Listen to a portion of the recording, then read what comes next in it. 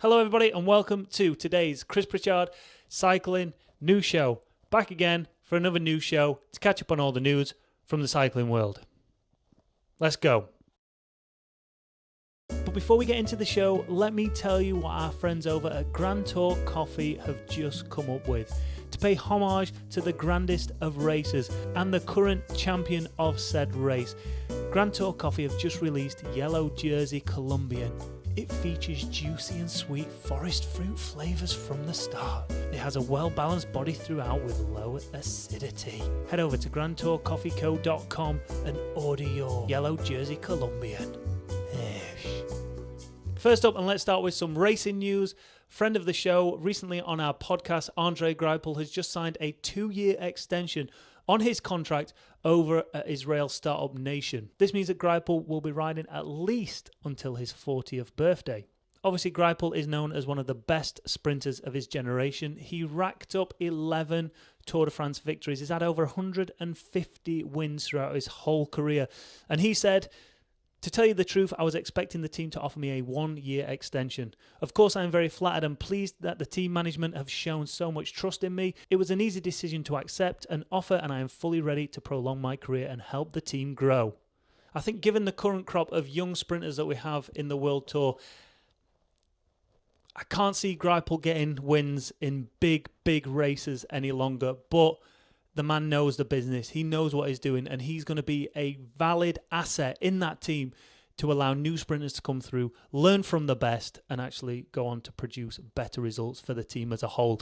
If Greipel, which he looks like he can, he seems like a real down-to-earth guy. If he can put his ego to the side and say, you know what, I'm not going to win the big races anymore, but I can still compete in other races and I can help the team out in other areas. And hopefully he'll act as a mentor within that team, bringing new sprinters through, teaching them the ropes and giving his experience of that 16 years of being on the World Tour. Next up, and not necessarily race news, but news from two riders within the pro peloton. First up, Harry Tanfield, AG2R rider, continuing this lockdown trend of doing epic rides. He put in a coast-to-coast ride across the UK, riding for over 10 hours, completing 337 kilometres at an average speed of 31.7 kilometres. That's insane. He even had time during that to set the fastest time on a segment of Strava. It was a 29-kilometre segment, Northallerton to Leyburn. Mental. And talking of mental rides, once again, this seems to be a weekly occurrence now. A new Everesting record has been set by a professional rider, Lachlan Morton. The EF Pro Cycling rider managed it in 7 hours, 32 minutes and 54 seconds. Keegan Swenson was the previous record holder and he's beat him by just over 7 minutes. And again, there over on his Strava, there's all the stats there. Absolutely ridiculous. So he rode 169 kilometres in total at an average speed of 22.4 kilometres. And Morton had decided to ride a 1.9 kilometre climb at 11% gradient 42 times. Now, reported last week on Emmanuel Buchmann trying to attempt to take the Everesting record. Some people in the comments that weren't happy because he'd actually not even attempted to set a record. He wasn't attempting to have an official Everesting attempt. He was simply climbing. Emmanuel, you don't watch this show, but I'm going to apologise anyway. My apologies for not actually realising that. But that said, don't pretend he wouldn't have accepted it if he had set the record. Would he have said, actually, nah, I weren't trying to do that, so I don't really want it? No, he would have took it. But Lachlan Morton's attempt was an official attempt at actually trying to break the record, and he bloody did it. But who's next? So who do you think in the pro peloton should attempt the next Everesting world record? And where should they do it? What gradient should they be looking at to try and achieve it? Because obviously, the steeper it is, the quicker you can do it, maths and that. But obviously, the steeper it is, the harder it is to actually pedal, gravity and that. So do you go for a shallower, longer ride and just cruise up? Or do you go for those real short, steep ones, similar to kind of what Morton's done here, gone up a short steepy, and then they can be down it quick, back up it again, down it quick. I don't know. I'm not that bothered because it's not something I'd ever do. So I've never really thought about it. But it'd be interesting to find out your thoughts. Those people who enjoy climbing, is it better to find a longer one and hold a rhythm, or is it better to take a shorter one with steep slopes? Just get yourself up it as quick as you can, get down it as quick as you can. Everesting seems pretty on trend at the minute. And then let's finish off on this story. Boils my blood, this shit does! Over on Cycling Weekly, the headline reads, Cyclist shoved into canal by a group of 10 teenagers. Now let's just let that sink in for a second.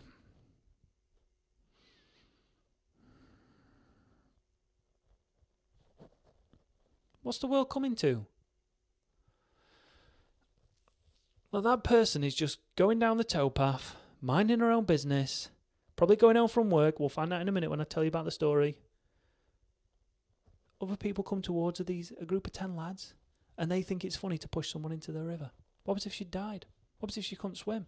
What was if she got stuck under there?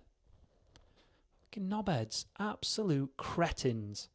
Each and every one of those that pushed or took part or even just witnessed it and didn't say oh, knobheads. Anyway, Sophie Watson, the 26-year-old woman, was cycling in Birmingham when she was approached by a group of boys who pushed her into the water and laughed. Like I said before, cretins. Speaking to Sky News, she said, I'm now feeling apprehensive about cycling in secluded areas, but then I'm mostly forced to mingle with motor traffic. I'm concerned they were attacking women, and I'm worried other women will stop cycling altogether. Women cycle at a ratio of 1 to 3 men in Birmingham. West Midlands Police also said there was a second cyclist who was pushed into the water in the same area on Friday evening, and officers have also seen further reports of similar incidents on social media. And then obviously anyone with any information of who is responsible for these attacks is urged to get in touch with the West Mids Police using the reference 20BW/1360780G/20. I don't really know what to say about that. Like if I found out that was my son that was involved in that, in pushing a woman who was minding her own business, going about her day, into the water, well, I'd go and chuck him in myself. I'd grab him by his scruff at neck, I'd take him down to the water, and I'd throw him in. It's completely unacceptable.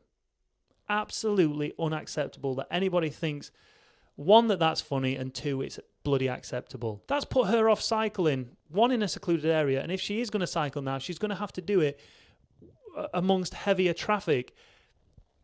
Oh, God damn it. Don't be knobheads. It's as simple as that. They won't be watching this because obviously they're not cycling people. They're just cretins.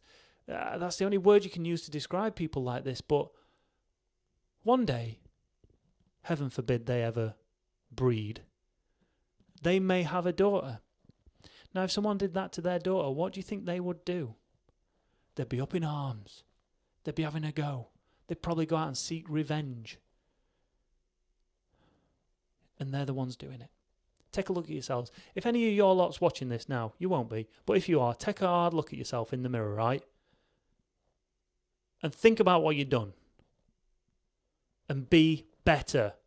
Just be better. It's easy.